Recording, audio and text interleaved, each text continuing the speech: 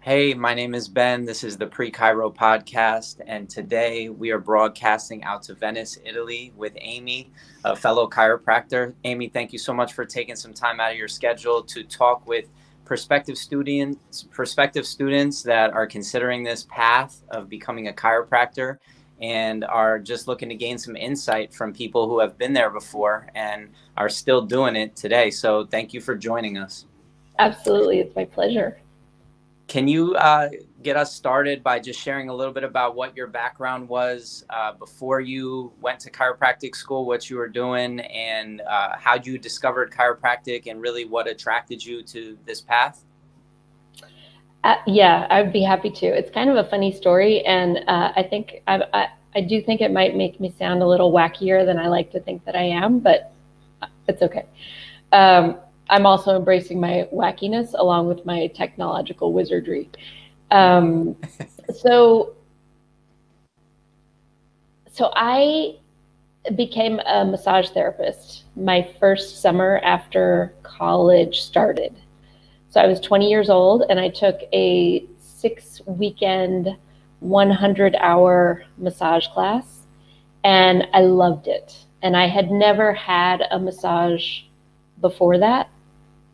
I didn't really know anything about massage. And this is a fairly long time ago. I'll be frank, it was a long time ago. And, um, and massage still wasn't really a household word. And so it was, let's see, exotic is not a word I want to use to describe that. That is exactly the opposite of what I would like to use. But it still wasn't like commonplace. And and my family was super supportive because they thought that that meant they would be getting lots of massages, so they were excited about that. And our teacher, the way she ran the program was you did this 100 hours, and then you gave her a massage. And after or during the massage, she said, I'm going to interrupt you a bunch because I want to make sure that when I let you loose on the world, you're not going to embarrass the school and you're not going to embarrass yourself and you're not going to hurt anybody. And so she had these very rigid things. And she said, so don't be upset when I stop you a bunch. And so I started the massage and she was pretty quiet and I finished the massage and she really hadn't said anything. And when she got up, she said, now you understand that you need to go do 100 hours of free massage, right? And I said, I do. She said, then you need to document them. People need to sign. I said, yep, I'm good. I'm on it.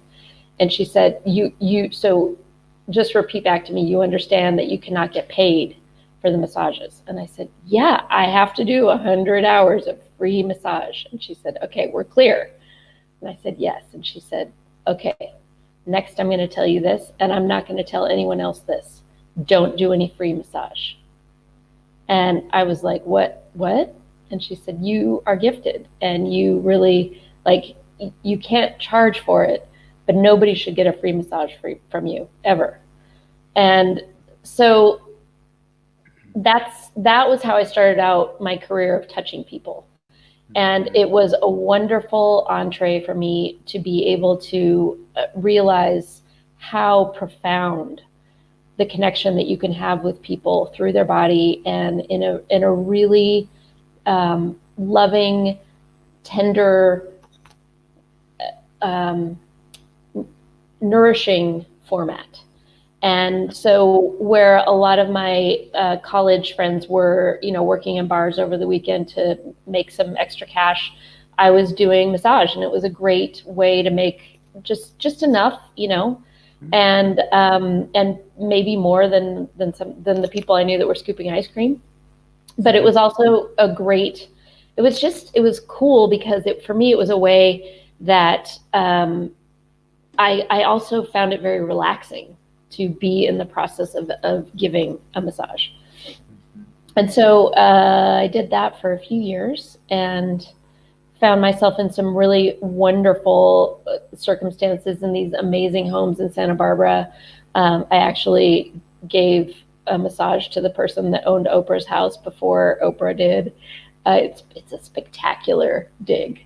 And so I learned a lot of really, really powerful pieces from that. One was to charge what you're worth.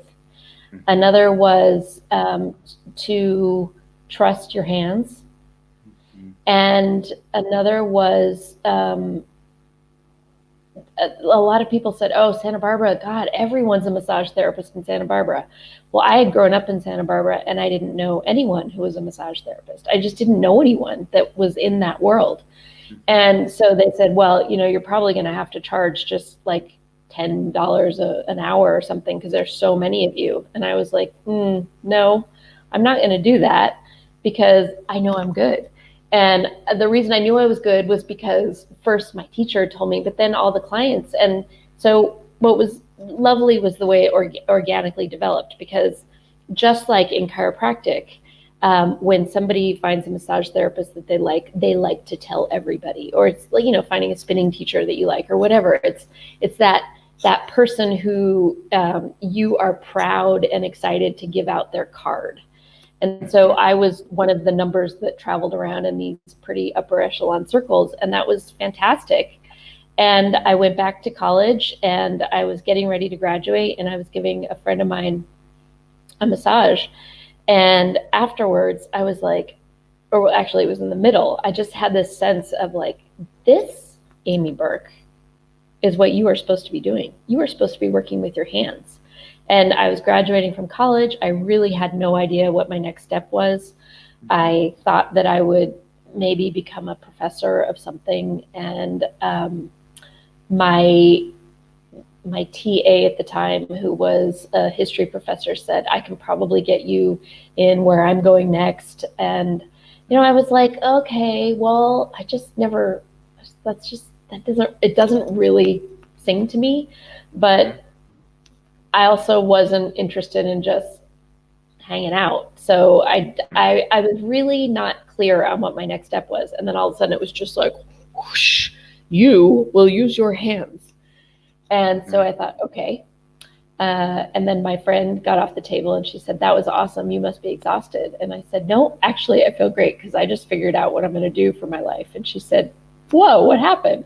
And I said, I have these hands. Like I've got the hands. I got to use the hands. Mm-hmm. So from there, I went to, this is a long answer to your question. I went to look at a variety of different schools. So I went to acupuncture school. I looked at the brochures for osteopathic school, and I looked at brochures for homeopathy, and I toyed with going to medical school.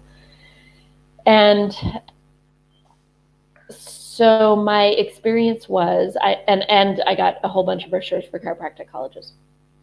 So my first trip, I think, was to acupuncture school, and it was in San Francisco. And these students were extremely stressed.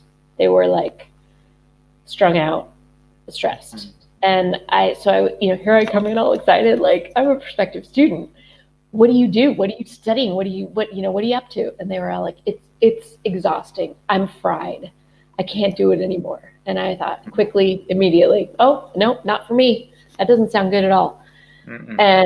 And then I was quite interested in osteopathic school until I found out that, at least on the West Coast of America, I cannot speak to the Midwest. And this was a long time ago. So I'm going off of my experience, which was about 20 years ago.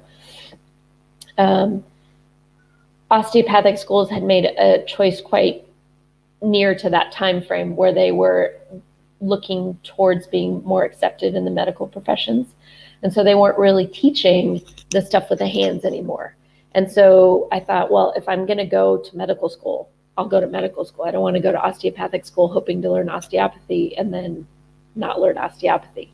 Mm-hmm. So then I started getting a lot of brochures from chiropractic colleges because I had asked for them. And the closest one was Life West because I was graduating from Berkeley. And so I just drove down there one day and I walked onto the campus. I can't even remember if I had an appointment. And this student came up to me in the hallway and said, are you thinking of going to school here? And I said, I am. And he said, well, can I have your address? And I was like, address, phone number. And he said, no, I want to send you something. I want to send you something that changed my life. And I thought, is he going to send me a Bible? You know, like, what's going on here? And he said, no, I'm going to send you the book that turned me into a chiropractor. And anytime I can share this work with anybody, I'm so delighted, because chiropractic changed my life. Every morning I wake up and I cannot wait to get out of bed, because I am so excited to come to school here. Now, Life West 21, well, this would have been before I started school. So it was in 1995. Life West was in a elementary school. We basically still had the desks of the elementary school. It was not a place that you would imagine somebody would be really excited to come out of bed to go to this school. Like, it was not an impressive campus by any means. And his enthusiasm was so contagious and so precious. Mm-hmm. And I just had this that was very similar to the voice who was like, your hands, use your hands, was like, oh, you're going to go to school here. This is what's happening. Mm-hmm. And so that's that. So I figured out what I needed to do to go to chiropractic college without ever having met a chiropractor or been to a chiropractic office or understood, frankly, anything about chiropractic. I mean, I got the sense that it was an alternative healthcare system that that made people excited to be there. And that's what really gave me the hook, is because I didn't want to go where people weren't excited to be. That didn't inspire me. And so I wanted to be around people who are happy to be there. And this guy was like so happy. It was adorable. Mm-hmm. And if you're a prospective student, some of the common threads that you're picking up on this story that Amy just shared was her intuition was what was guiding her, her recognition and her gifts and her skills in her hands, and just an open-mindedness to, asking the question, which is the best path for me? You went to different directions and we're really just asking the same question. Is this the way that I should go? Sure. And yeah. I encourage any prospective student to do that. This podcast is not really about inspiring you to become a chiropractor only. It's also about helping you recognize what it took for somebody to decide, this is why I want to become a chiropractor. And if that doesn't resonate with you, by all means, there's plenty of options out there.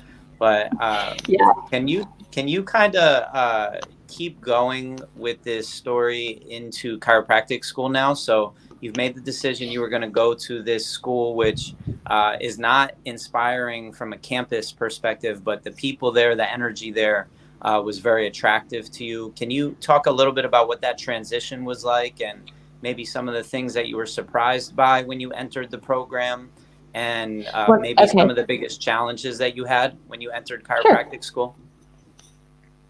Absolutely. So I had graduated from college.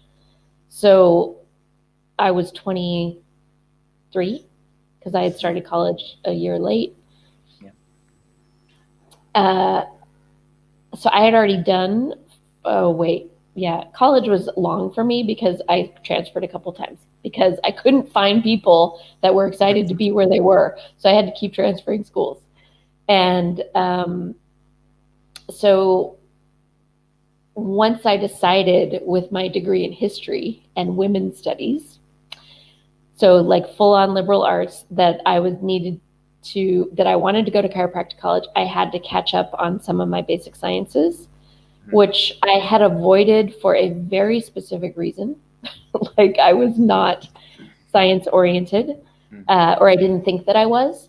And so I found myself suddenly, after having graduated from Berkeley with a degree in history, having to go back and take a year of physics, a year of chemistry, a year of biochem, and a year of biology, plus psychology.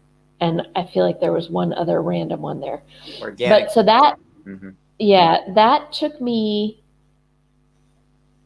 I want to say a solid 2 years plus summer. So I think it was about 2.5 years. So I think I was 20. Yeah, I know I was 26 when I started chiropractic college. So there were times where I was sitting in a classroom at City College thinking with people that were, 17, 18, 19. There were some people that had graduated from my high school that were still working on their AA degree. Nothing wrong with that. But I was like, wow, I don't know how I got here. Like, this is so roundabout. I could have just, if I had known earlier, I would have made different decisions. But the thing is, I didn't know earlier. So it was just not very useful to have that conversation for too long. And I ended up meeting my best friend in the whole world who was doing the same thing I was doing, taking classes for PT school. So we had to take all the same prereqs. And we had an ongoing thing as to who would convince who to switch career. I thought I would win, and she thought she would win, and neither of us won. She's an awesome PT, and I'm an awesome chiro. And so then that took me, it just took a long time, and it was challenging. But again, I was so clear that that was what I was supposed to be doing. It was like, okay, well, if this is what I need to do, then this is what's happening. So I started chiropractic college when I was 26. Yep. So I was already like an elderly student at that time compared to some people. But I will also tell you, Ben, I had people in my class that were in their 50s, which, having just turned 50, I think, what would it take right now for me to say, I'm going to go back to chiropractic college? I'm not sure that it could happen. But again, they had like this transformational experience, and that was what they were guided to do for whatever reason, and whether it was they had been to a chiropractor, their life had been changed, whether they were just looking to do a completely different career. And you mentioned about my hands.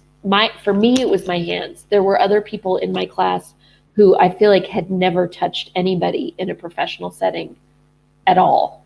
And they graduated as well. Like, we had a little bit of everything.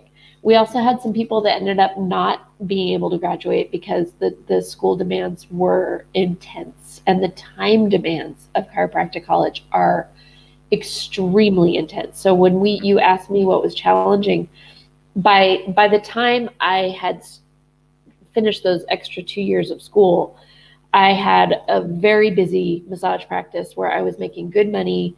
I was working part-time and making what plenty of people made working full-time. I had my weekends off. Like, I had a life. Yeah. And when I started chiropractic college, it was kind of like from 8 a.m. to 6 p.m. and then you had to study, and it was shocking because I think in the beginning we could miss a certain amount of school, but then as I went along in the program, it became more rigid in terms of what we could miss. So it wasn't like you could just wake up in the morning and go, I don't feel like going to class today. You had to be there. And so it was a full-time commitment on every level. And energetically, it required total presence. And you had to really dig deep for kind of social skills, because you were dealing with people that came from totally different backgrounds, completely different level of education, to completely different abilities. It wasn't the same as going to a four-year university where everybody had kind of gone through college prep classes. Even though everybody had taken prerequisites to get there, we were all at really different levels. The teachers, some of them were really excited to be there, some of them not so much. And so it was, in the first few quarters, I would say it was really a big adjustment to just realize, oh my God, this is my life for the next 4 or 5 years and nothing else. So it was school during the week. I worked a lot in the evenings, and I had a study buddy who, she was our class valedictorian. We would meet like at 10, and I would sit down. She would have been there since 6, and I would say, what do I need to know for tomorrow? And she would catch me up, and she would get the A and I would get a B, and that would be great for both of us. Like, she was very happy, and I was more than perfectly okay with that. And the energetic requirement that it took was pretty profound. And so, like, chiropractic becomes everything. At least it did for me. My weekends were seminars, my everything. I'm going to blow my nose for a second. So, Yeah, go here we ahead. go. Sorry. No, you're fine. So the energetic requirement is just, it's intense. And I definitely did not realize, I suppose I could have guessed it from the intensity of the guy who came up to me in the hallway, that it wasn't just a regular program. But it's not that it put a strain on my family relationship. In some ways it made it stronger than ever, but I wasn't really available. And my ability to converse about things other than chiropractic became very limited for a long time. And you just kind of, my awareness of the outside world became pretty limited, because I was just, it's like you're thrown in the deep end of a pool and you either swim or you sink. And I was like, I'm swimming, because here I've did 4 years of university, did 2.5 years of prereqs. I'm doing this. And I graduated when I was 29.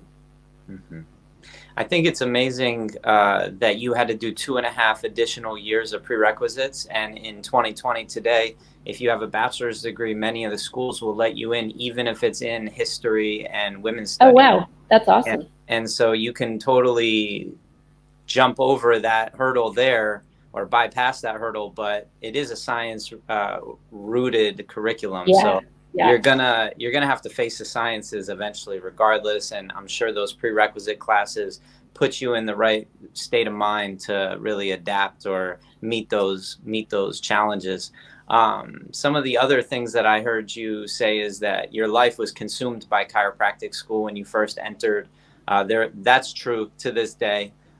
Even though I'm kind of relieved to hear that. Yeah, even though things have changed in 2020, I believe now it's half virtual and half in person. The hands-on portions, obviously, like in person, and I think a lot of those didactic classes are being taken online nowadays. So Yeah. That's changing, and it's interesting to think about how that's going to change the experience for a student today. For sure. I also want to touch on the fact that you said that you couldn't imagine being 50 and considering this career. When I'm imagining pre-Chiro, I'm thinking of people that are burnt out from the banking career Absolutely. they chose, Yep. or Totally. they were a teacher and it's just not giving them that juice anymore. And they're looking to transition careers. And I think that they're going to want structure. They're going to want something that speaks to them and says, hey, if you're thinking of a career in chiropractic, this is step 1, 2, 3, 4, and 5. This is how we can walk you through it. Obviously, it's your own path.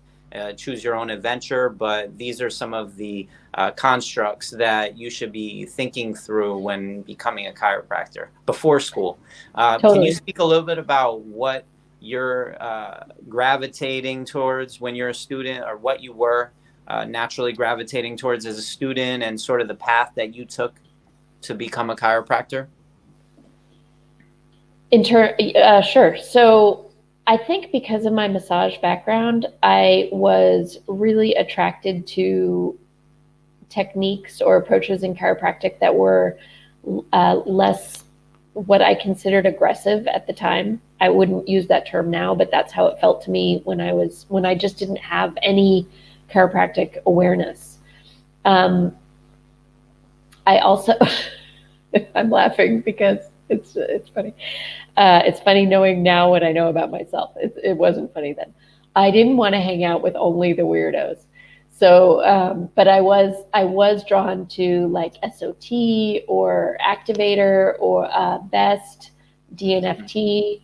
I did a lot of energetic healing seminars while I was in school, and then I mixed it with things like, well, Arnaud Bernier's Masterpiece Training Camp before there was MLS, and we didn't have KTC back then, but I'm not sure. Like, I don't know how I would have felt about KTC back then, but I am so blown away by so now I'll skip forward a little bit. A lot of it. I teach chiropractic students at least once a month, and here in Europe. Mhm. And I am so blown away by the students, particularly in Europe. Most of them are really young, and their personal maturity level, their willingness to totally engage in the learning process rather than um, coming into a seminar and being like, yeah, I already know that.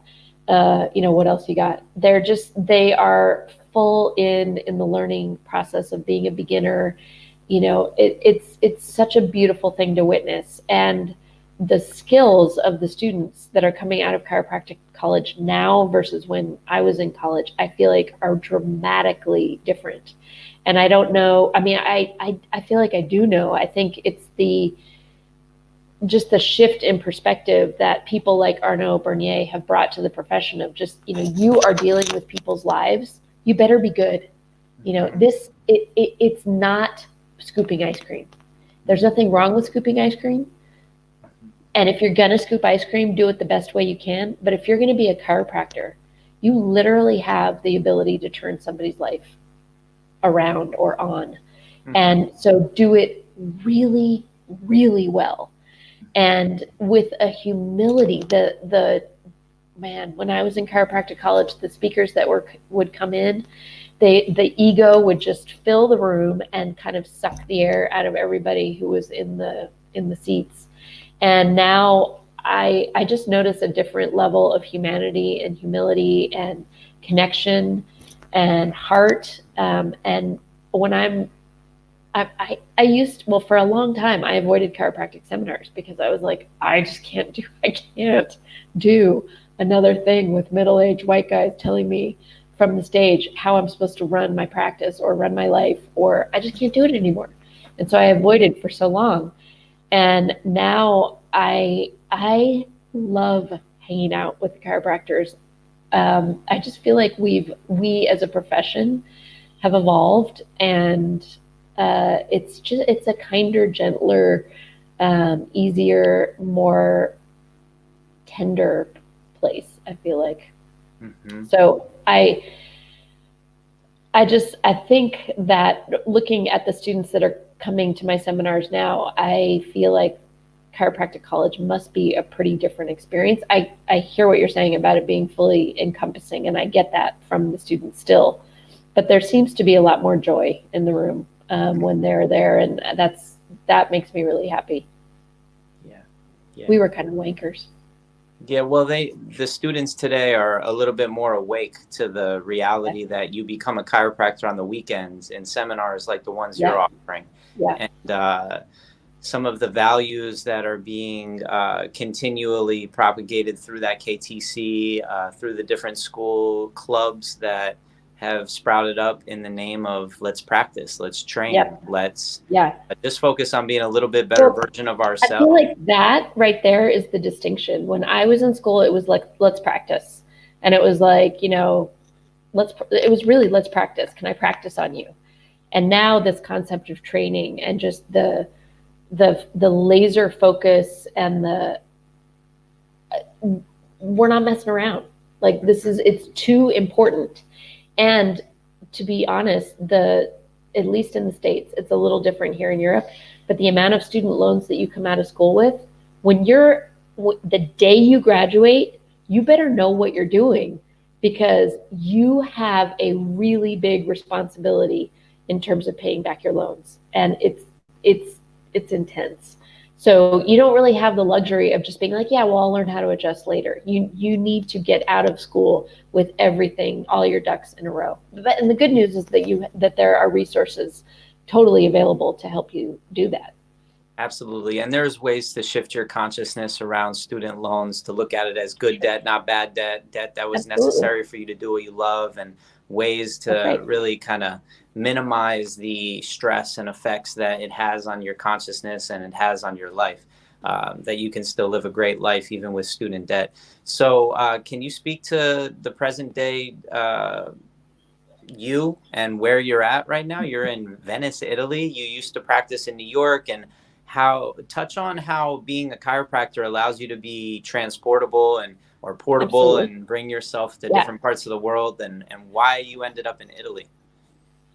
So, okay. Yep. So when I graduated, I knew that I wanted to move to Italy when I was in chiropractic college. And so it wasn't quite as easy as I had anticipated, but that's okay. Most good things aren't, right? Um, so when I finally got all the paperwork handled, it took me several months and lots of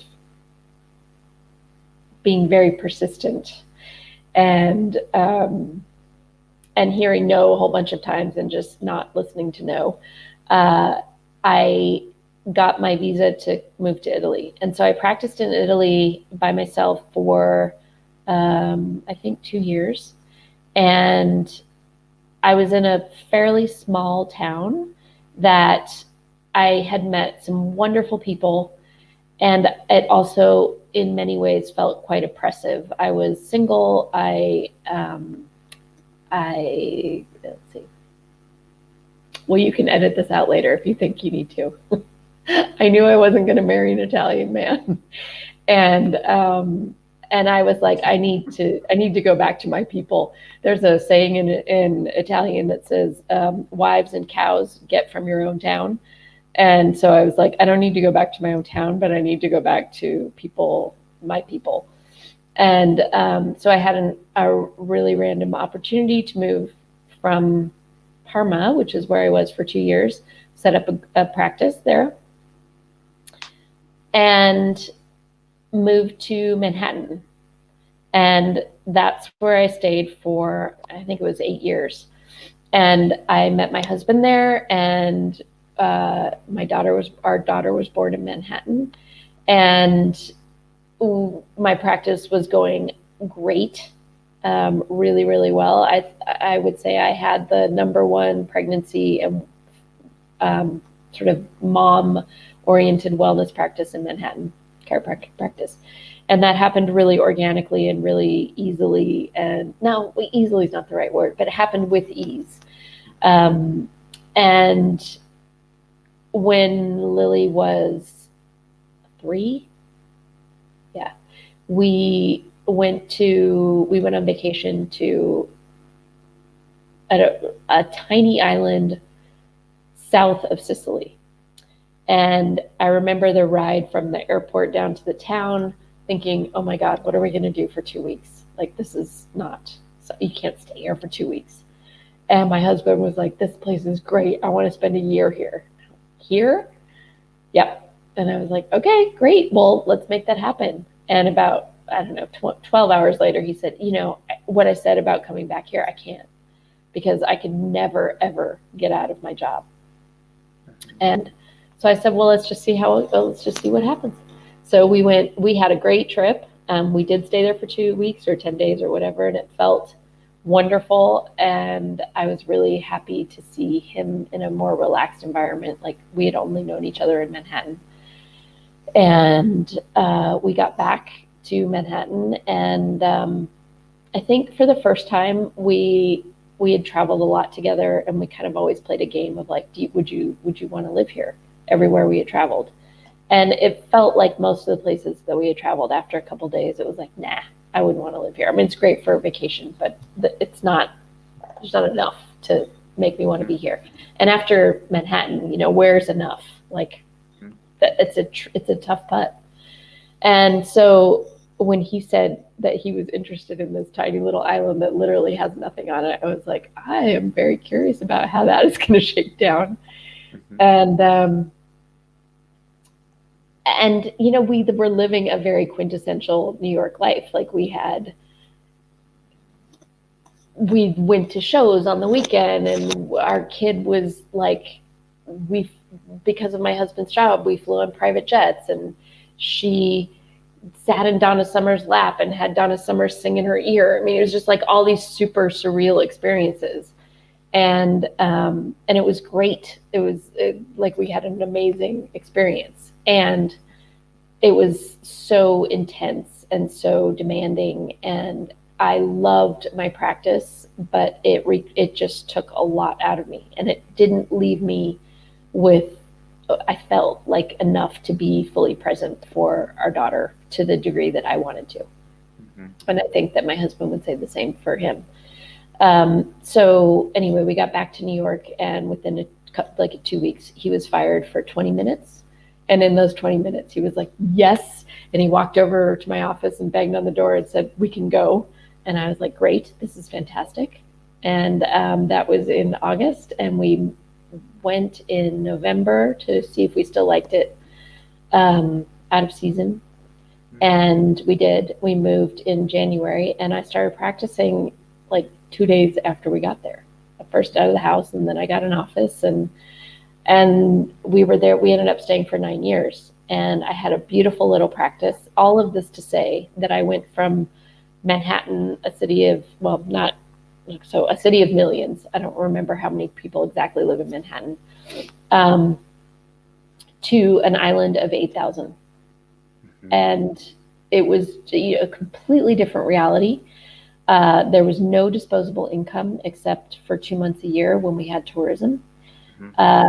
People were extremely, it was not a wellness-based culture. They were farmers, and they wanted to get back to work because they didn't have the luxury of sitting at home. So where my practice in Manhattan was totally wellness-based, my practice in Pantelleria was like, I need to get back to work. Can you help me? Yeah. And to go from that one extreme to the other was really challenging for me. And in Manhattan, I was working with young, healthy people. And in Pantelleria, I was working with people who were mostly over 60, many of them very unwell. And it developed a completely different aspect of my practice. And it never occurred to me that I would set up a functional practice there. But it when you're a chiropractor, you really can't go anywhere. And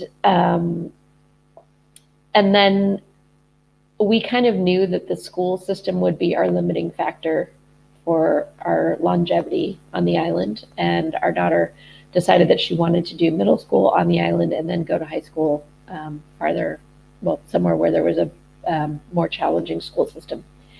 And so that's why we moved to Venice, was for her to be able to go to school. Got it. So if you're a chiropractor, you can really decide the type of path that you want to create. Amy worked as a chiropractor in Manhattan and then decided, hey, I want to switch it up.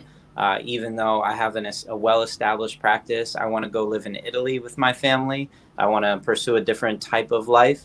And she was able to pick up and within 2 days continue serving after she landed in this brand new place. And I think that's an amazing quality that you have in your hands, in your heart. Yeah, as a absolutely. chiropractor, you can travel anywhere in the world and start your practice within the first week of being there, within the Sure. first day, right when you get there and you start meeting people.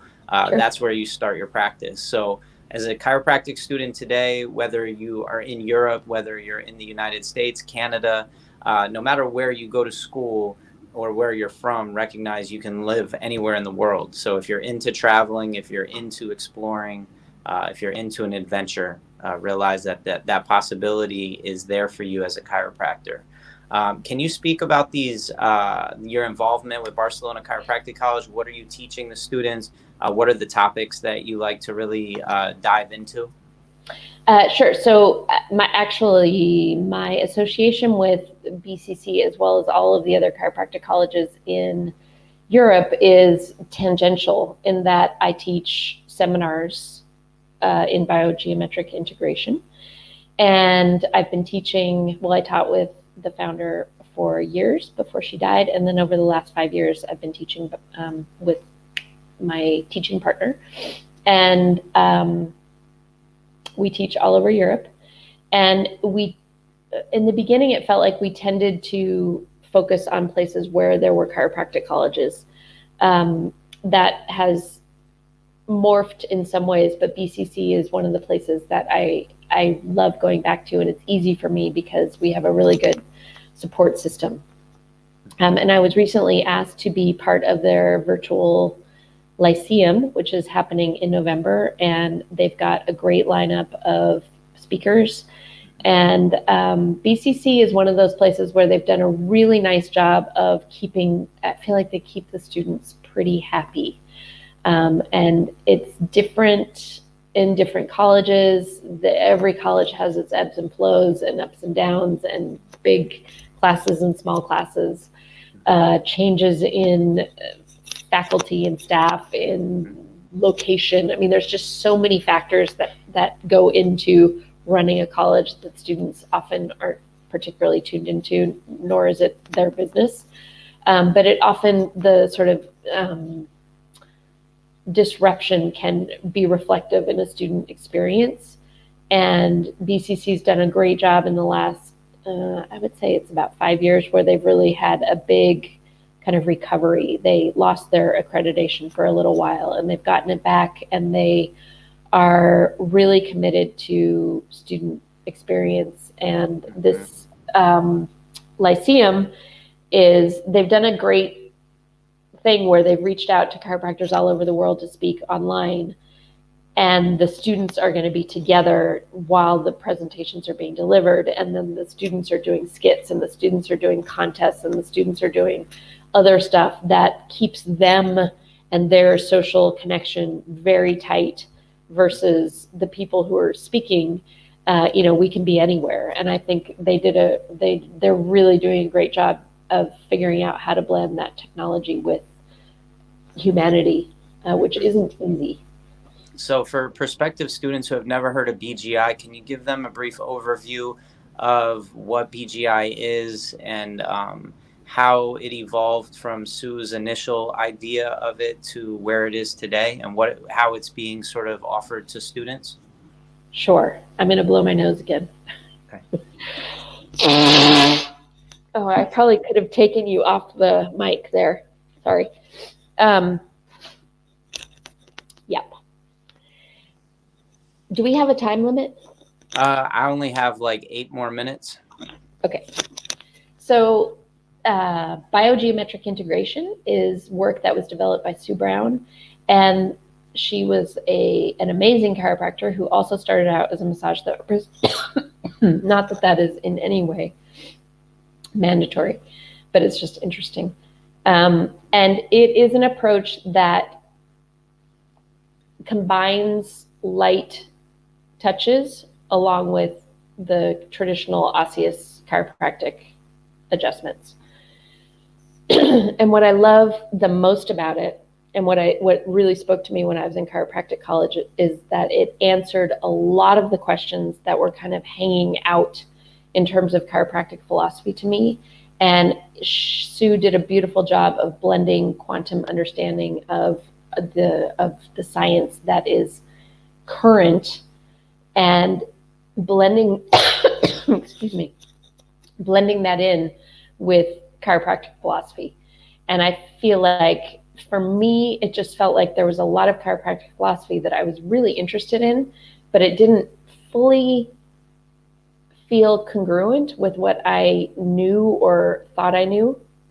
And when I heard Sue speak, it was just like all of these puzzle pieces just started fitting together, and I was like, this is it. This is my chiropractic person. Mm-hmm. And so I started teaching with her the year I graduated, and excuse me, I don't even know if I have water. Get some water. And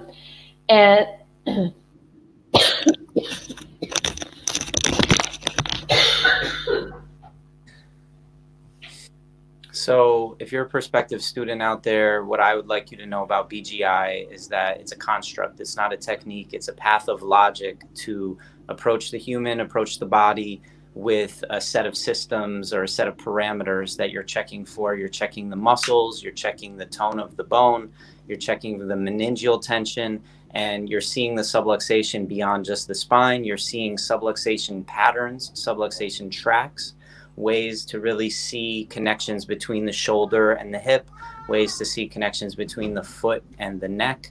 So I really appreciate BGI because you're looking at, before you introduce a force into a human being, really setting up and establishing continuity with a human, so that when they receive the force, that it is allowed to create the most impact on the system with the least amount of force.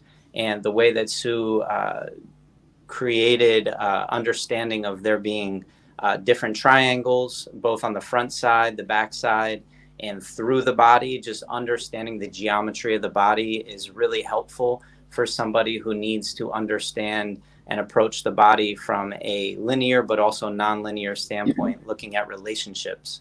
And I just wanted you to know that about BGI, because I think that it's a really great supplement for your training in chiropractic school, and it helps you really place these different techniques into a context for yourself on how you approach the body. So can we just wrap up by you just sharing a little bit on if you're a prospective student, why should you consider becoming a chiropractor? Reflect back on really what's been rewarding for you these several past years as a chiropractor, and what you really love about it, and also maybe why somebody should consider doing something else besides chiropractic. Okay, so I feel like every time I'm around chiropractors, I'm like, these people are crazy.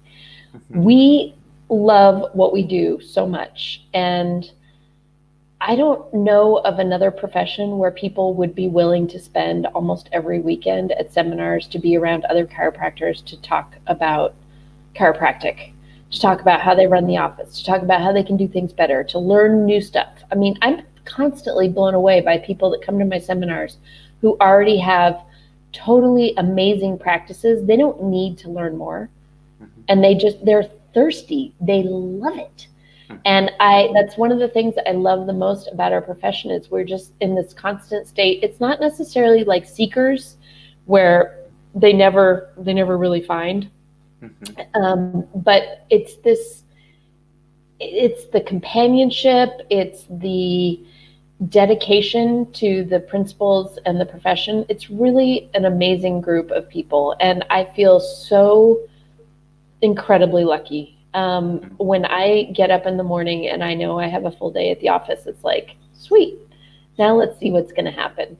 And I never know what's going to happen during the course of the day, except that I know that people tell me every day how their lives have changed through meeting me. And it's not me, it's me being a chiropractor. And it's just an extraordinary avenue to be able to serve people in their growth and evolution. And it's so much more than back pain. It's so much more than headaches. It's so much more than whiplash and injury. If those are things that are interesting to you, fantastic. But it really has very little to do with chiropractic. You can do all of those things as a PT if you want. You can do those things as an orthopedist. You can do those things as an occupational therapist. It took me a long time to understand that the true ideas of chiropractic are not therapeutic.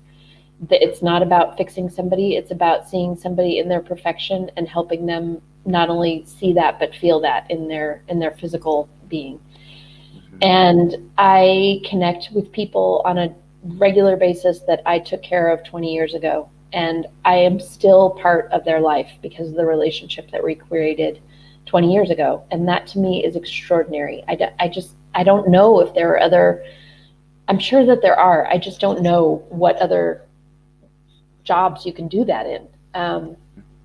And I just feel really, really, really lucky that I was able to use the hands.